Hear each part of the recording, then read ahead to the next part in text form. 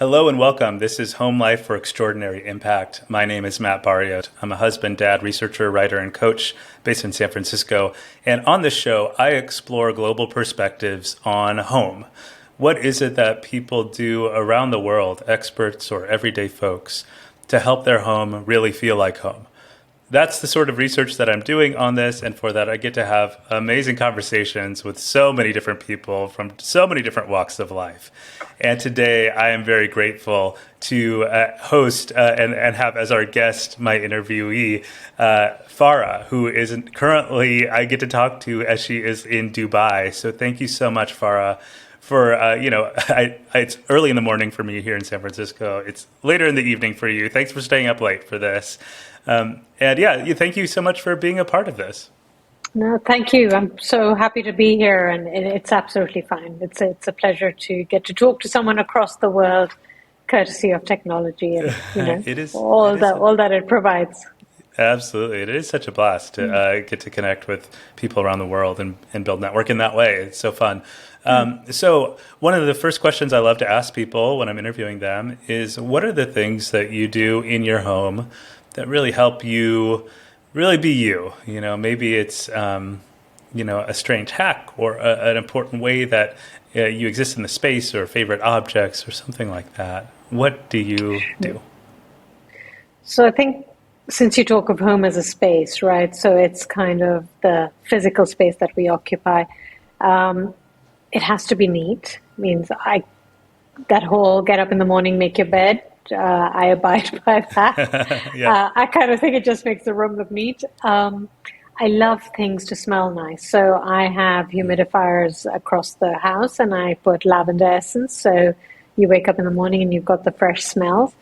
And every week I go out and I buy flowers. Now, for those of your listeners that know, Dubai is a desert. So buying flowers comes at a premium price, but sure, it's a price I'm willing to invest to make my space just look pretty, and it makes me very happy.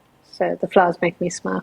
Yeah, that sounds beautiful. And I mean, I love your attention to these details that help create an environment that is clean and tidy, but also smells good and looks nice.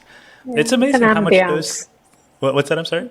It's an ambiance, right? So you create an environment which, if you're happy, you thrive, and, it just lifts your mood, I feel. Mm-hmm.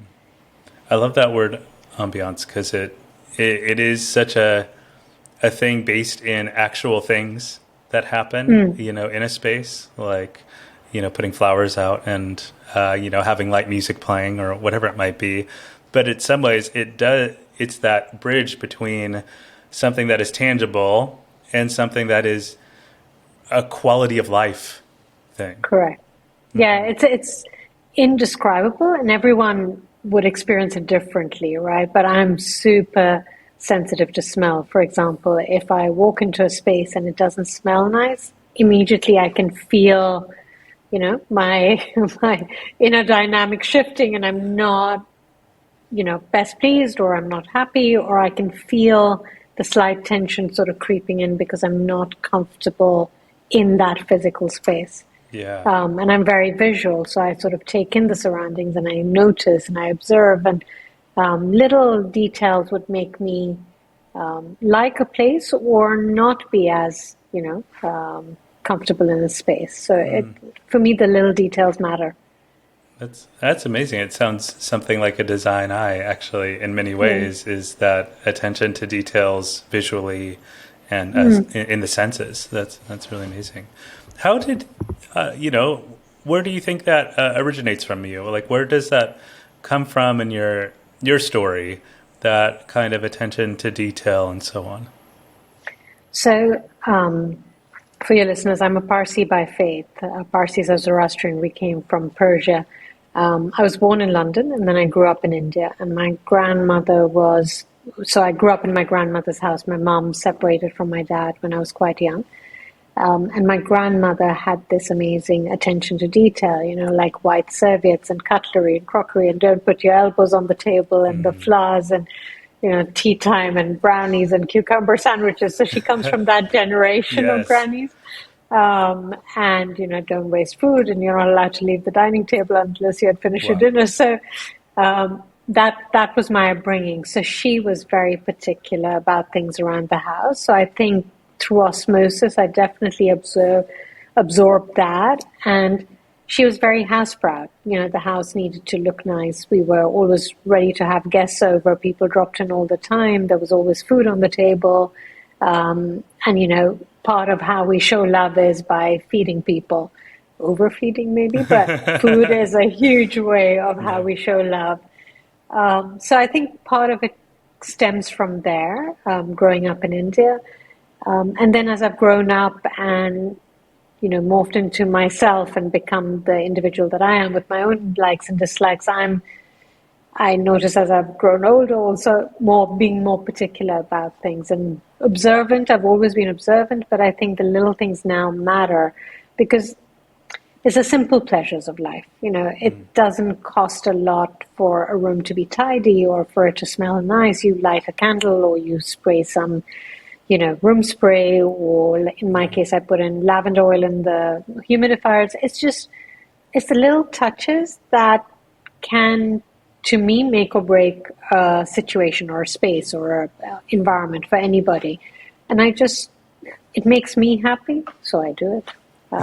And hope others, people come into, even in my office every week I take flowers and I've got a little humidifier version there, and people come in and go, your office always smells so nice. And for me, that's, the nicest thing they could say to me. Yeah. So yeah, it makes me happy. That's wonderful. And I love even how, this long history of attention to the home and keeping it in order and being house proud. I'd never heard that term before, but it makes sense. I know exactly what you mean when you say that. Yeah. As well as the attention to the simple pleasures that may not cost a lot, but by adding them to the home, they help it feel that much more like a place of belonging Homely. that you want to Yeah. be. And especially adding that to your work environment. I bet people Yeah. love that. Yeah, they do. They do. And sort of, I take the flowers in every sort of start of the week, and the end of the week, I gift the flowers to one of the team members on the floor for them to take home and enjoy over the weekend, because the flowers are still haven't quite lost their bloom, but it adds pleasure to someone else's home for the weekend kind of thing. And then I refresh the vase on a Monday morning. So yeah, it's a nice little tradition that we've got going. That is so beautiful. And including just the way that you are mindful of the way that, the office environment can bridge into the home and Yeah. be a gift to the home. Like that is Yeah. really special. Thank you. So, clearly, like you have a very interesting background that spans the world, right? This Farsi background, Persian background, Indian background. Now you are in Dubai. So, what have you learned through your travels, through living in these very different places, about the different ways people treat home in these different environments? That's such an interesting question. Means I'll give it from my perspective. So I was in London till I was age 4, Persian faith, British national, but Indian heart is how I would describe myself. So when I was 4, my mom took me back to see my grandmother, who I just referenced, and we ended up staying there through a series of circumstances. My mom left my dad, and I grew up in India, went to an Irish convent, the same convent my mom had gone to. So Wow. it was, the same teachers were still there. Wow. And it was a very interesting upbringing. Now, Parsis, even though we are in India and we're part of the Indian tradition and the cultures, we are a little bit different because our customs may be different, our ethos may be different, our values may be a little bit different. So our home, if I think of spaces and I think of homes, there's always been this sense of my grandmother's home was run as it was very welcoming. It was ready to receive guests. We were very hospitable. Food played a huge part in feeling where you're at home. You sort of remember the meal your grandmother would cook, or your favorite meal, or you'd be asked what you want for lunch or what you want for dinner. So food is very intrinsic to me, to a memory of a place I would call home. In India, so it's all about India's very sort of open homes, right? They're not as closed as, say, England. England, they're sort of preserving against the cold, so it's slightly more sheltered. So it's a different way the homes operate across. But I think that sense of hospitality and that sense of welcoming and warmth and love and affection, I think that is universal regardless of which geography I've happened to be in. And that, I think, pervades whichever home I've happened to occupy or create or cohabit. And today in Dubai, it's the same. It's extremely hot outside. So the doors You're not are protecting shut from the because cold anymore. No, That's for exactly. sure. We're protecting from the heat and the humidity. And the AC's on. And I remember, like in the older days, my mom would say, "Oh, my grandmother, close the doors. You're not cooling the environment or heating the environment, whatever the situation was." Yeah. But equally today, I want my home to be a place where it's a refuge, it's a sanctuary, it's somewhere you're happy to be, you're comfortable, and it's open to anybody. Like any of my friends know they can drop in at any point. There'll always be food, and they'll be looked after, and hopefully visually and sensory, it'll be a treat for their senses as well.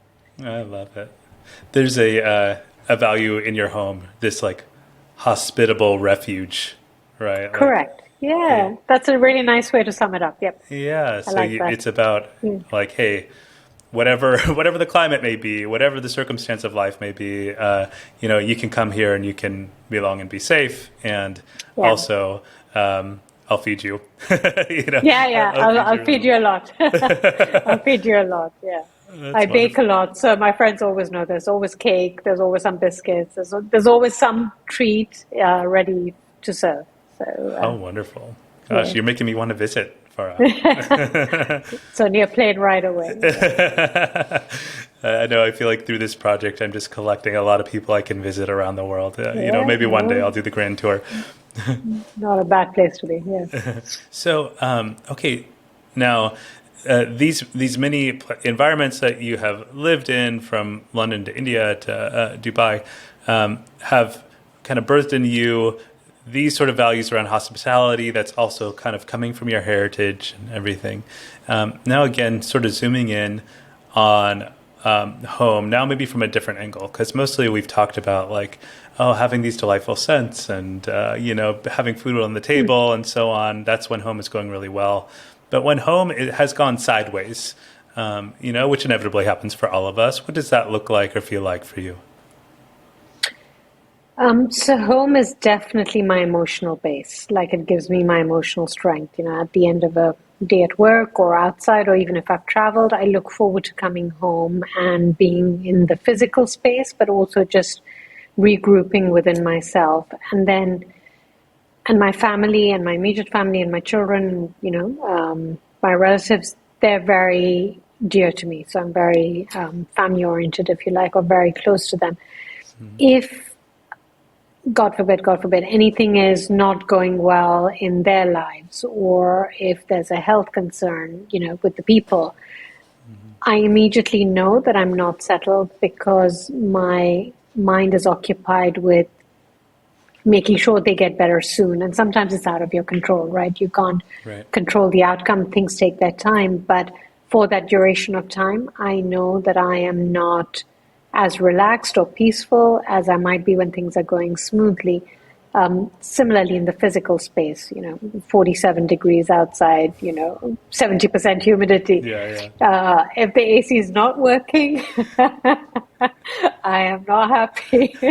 I don't know who could be, honestly. Yeah, so it's just one of those things. For me, it's about making sure everything operates smoothly and it's just seamless, and it looks effortless, but it takes a lot of effort to bring simplicity, to make an environment function, and to bring that simplicity to how it operates around you and it's almost invisible to you, the little things that are happening in the background to make it operate the way it does.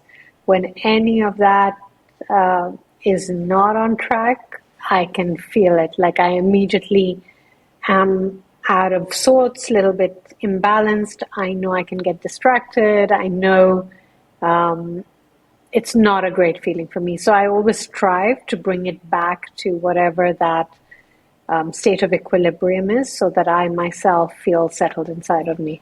Mm-hmm. I think you are highlighting the reality that I think many of us experience, which is that home kind of needs to be this sanctuary for regrouping within our own internal world, our emotional well-being, and so on.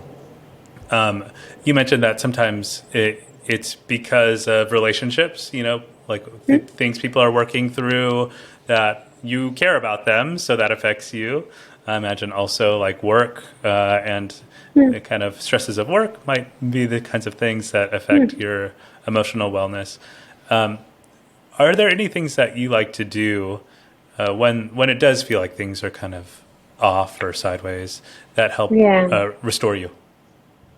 So I think yoga is one of my big go-tos, but it doesn't have to be yoga for other people, but yoga I use as moving meditation. I'm not brilliant at just sitting still and meditating, but yoga is moving meditation. So it's the same result in terms of switching off the chatter in your mind and just helping you be present where you're at and internalize into your body and observe what's going on inside of you. So especially like yoga's part of my weekly ritual, but if I'm feeling particularly frazzled, I'll take myself off to class, definitely for sure.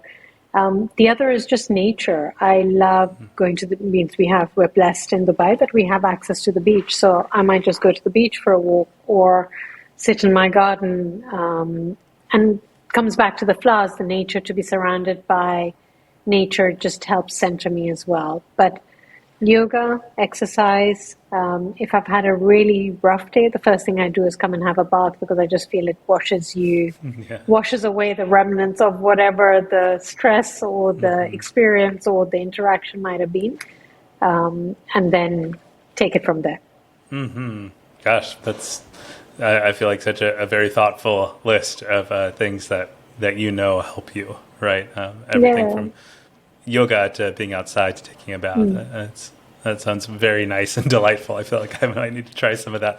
With a 1.5-year-old at home, I feel like, there's a lot of just catching up and the need to catch a breath. And it's interesting when my kids sorry, I didn't mean to cut you, but I was going to say when my kids were younger, and especially as you're describing, where it's almost that need to catch a breath. And my mother used to say to me, Farah, you need to meditate. And I was like, Mom, I've got like from 7:10 to 7:15, and that's my only window of opportunity. And how do I make it work? But as the kids grew a little bit and there was a little bit more free time, I started the yoga practice that has stood me in good stead. And now looking back, she was so right. That was the time I needed it most, but I didn't prioritize it, or I didn't have the tools to make the time for it, which comes back to what you're saying about catching a breath. And you were going to say something else about the other day. Oh, yeah. Just the other day. I do think there's something to physical movement being an important layer to that and clearing the mind through that. And the other day, I hopped down to the gym and I spent 3 hours at the gym. Because it happened to be like this day where baby's in childcare. I have a pretty empty schedule on that morning, and I just relished in getting to take time and hopping in the pool there and lifting weights and doing cardio. Just like did every corner of the gym, right? And to make up for all the lost time. Exactly right. Yeah. And overcompensate. Yeah. Exactly. That's exactly it. And I swear I was telling my wife, like I was just telling her, this has been the most luxurious and best day. And it's because... But it's the simple things. You got to spend a bit of time with yourself and on yourself to replenish, and give you what gives you happiness. So it sounds like you enjoy all of that. So it sort of fills the cup, so to speak.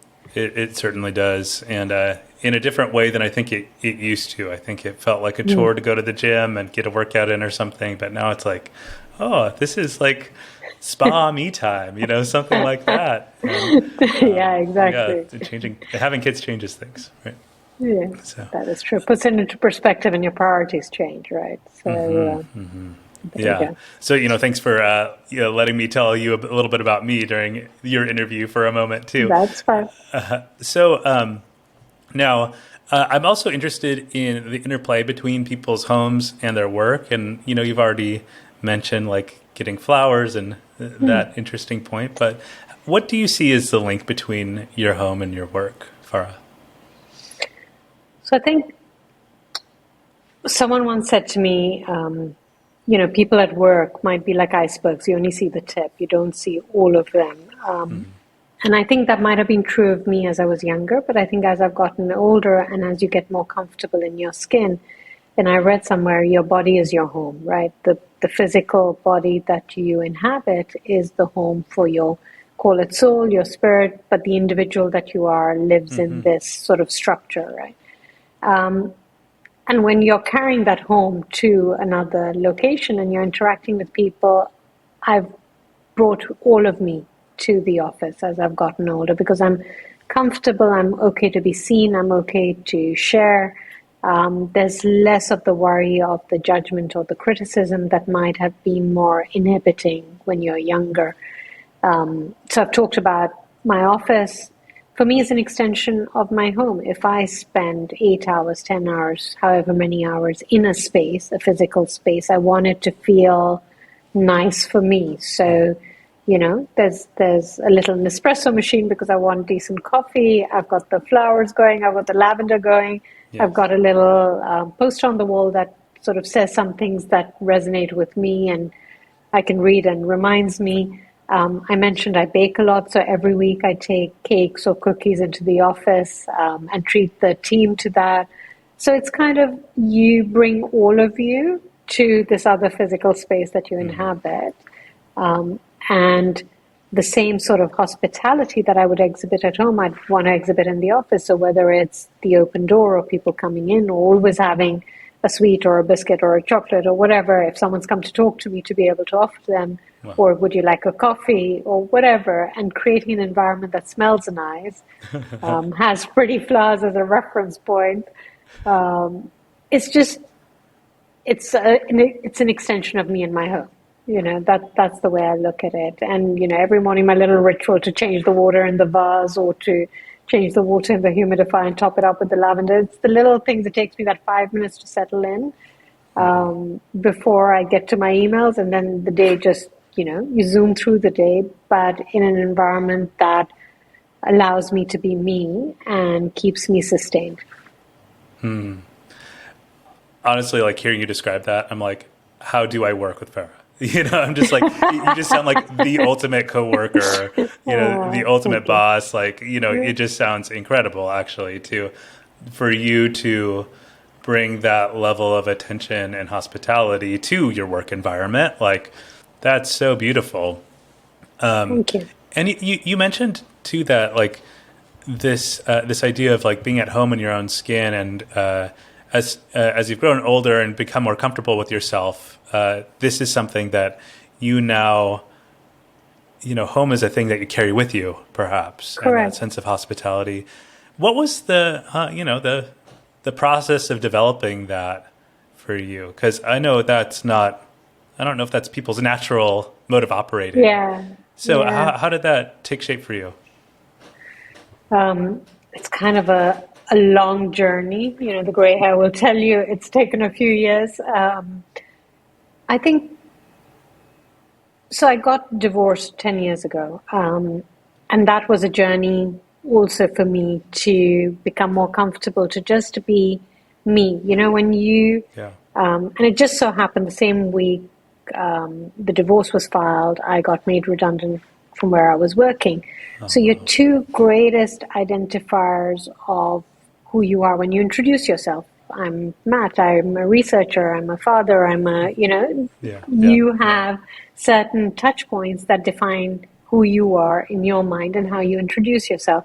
So if I'm no longer able to say I work at X, or I'm a, whatever role or position I might have been, and I'm no longer attached to anyone, I'm not the wife of anyone, then you have to inhabit Farah. right, who am I and who is this individual that you meet and what do I stand for?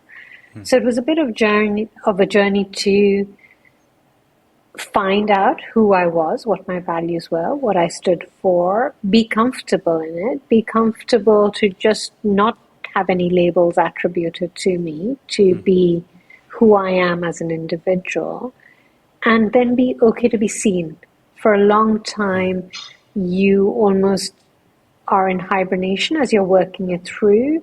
And it's only once you're ready to be seen that you can come out and say, okay, this is all of me. Yes, I can bake, and yes, I can be good at my job, and yes, I might like fashion, and, Yes. yes, but I also want accuracy, and I want really nice looking slides, and, all of that. But Yeah. I can be the sum of all of that, and I don't have to be any one thing, or, I don't have to be a narrow sort of linear version of whatever it is. I can be all of what I am, whether I like to bake or I do yoga or I'm good at my job or I lead a big team or, whatever it might be, that is who I am. And I'm comfortable with that.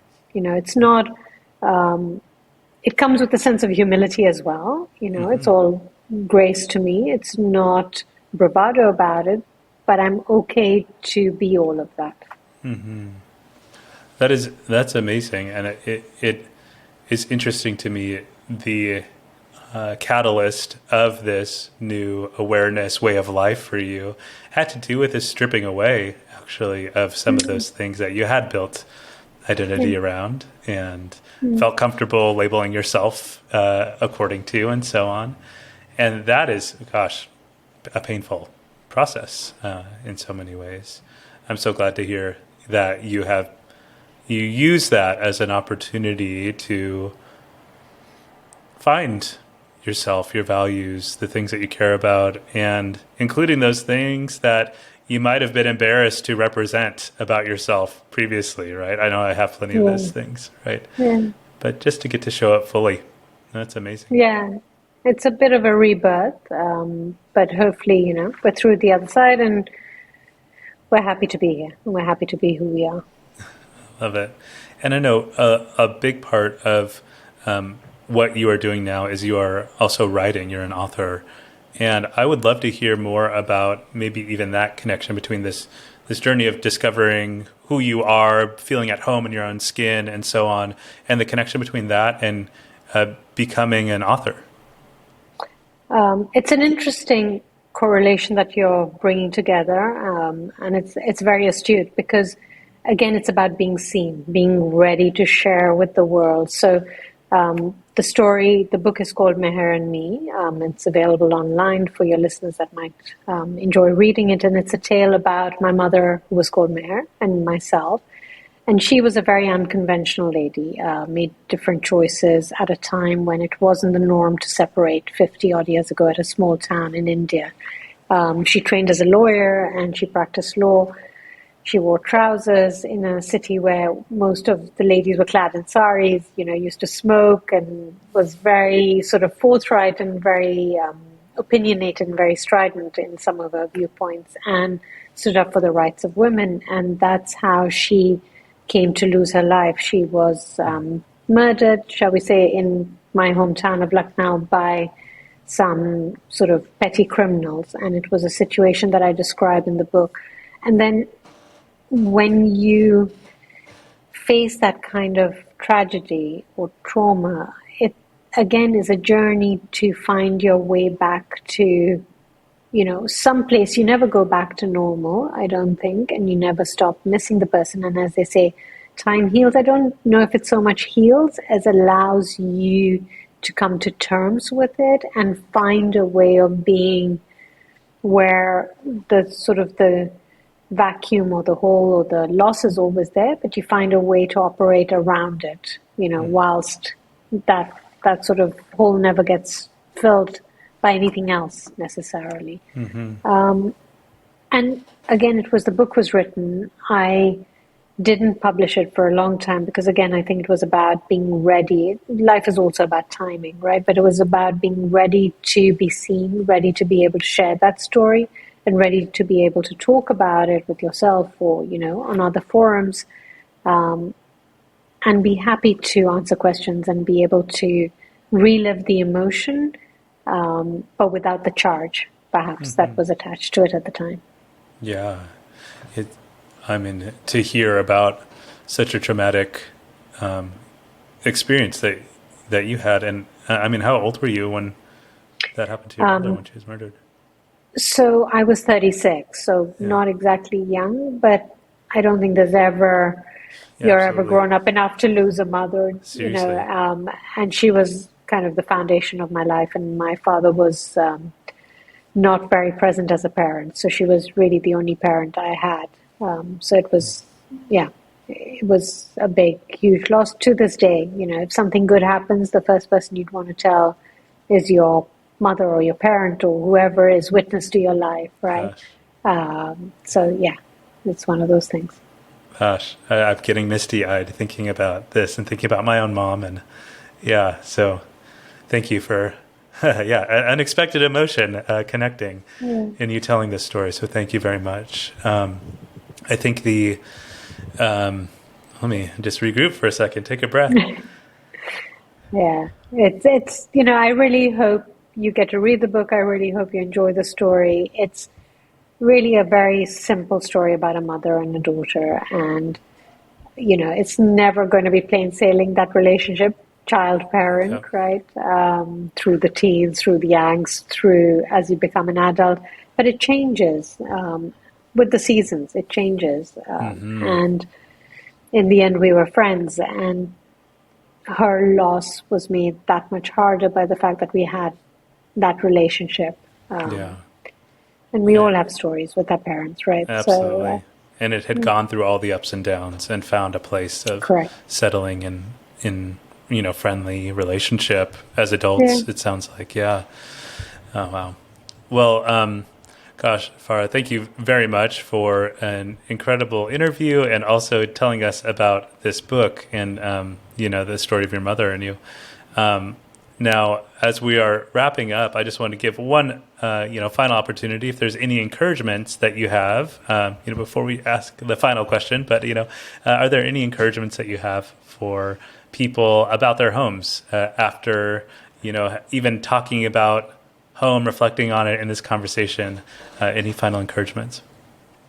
I think, look, we all have different tastes, right? So, whatever your taste might be, the home is a reflection of who you are, right? And it should be the best version of you, I feel. Like it should be the place you want to come home to. It should be the place where you're happy to bring people into. It's a space where you can relax, where you regroup, you get recharged. And it just is your safe haven. That is home for me, wherever that space might be, right? And I would also encourage people, like for me, it's not so much a physical location, one physical location, right? I feel equally at home in India. I feel equally at home in London. Dubai has my physical home today, and I'm at home in the city as well. But it's also finding that space within you where you're comfortable in your skin. So no matter where you go, you'll make your home, and you'll carry your home with you. That's wonderful. Those are words to live by. Thank you very much, Farah. And Okay. for people who are interested in being connected with you or want to hear more about this book, for example, how can they be connected to you? So I have a website, farahpress.com. So people are very welcome to come and find me, and I invite people to share stories. So if they need mother-daughter, mother-son stories, please share with me. I publish blogs on there, and if they subscribe, they will get them to their inbox. We have Instagram, so you can find me at farah.press. I am posting about the book, and there are excerpts from the book, and just you'll follow my journey as I am promoting the book. So would love to have your listeners find us and follow us and be part of the journey.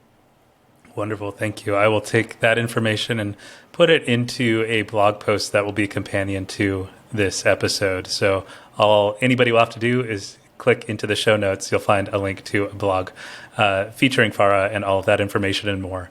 So thank you, Farah, for a wonderful interview. As I finish things up, just a reminder, this this podcast, Home Life for Extraordinary Impact, is a project coming out of my business, Home Life Design Lab, in which I am on a mission to help 100 million people transform their quality of life at home. It's an audacious goal, but that's what I'm after, because I know how just thoroughly true it is that the home is the foundation to a quality life.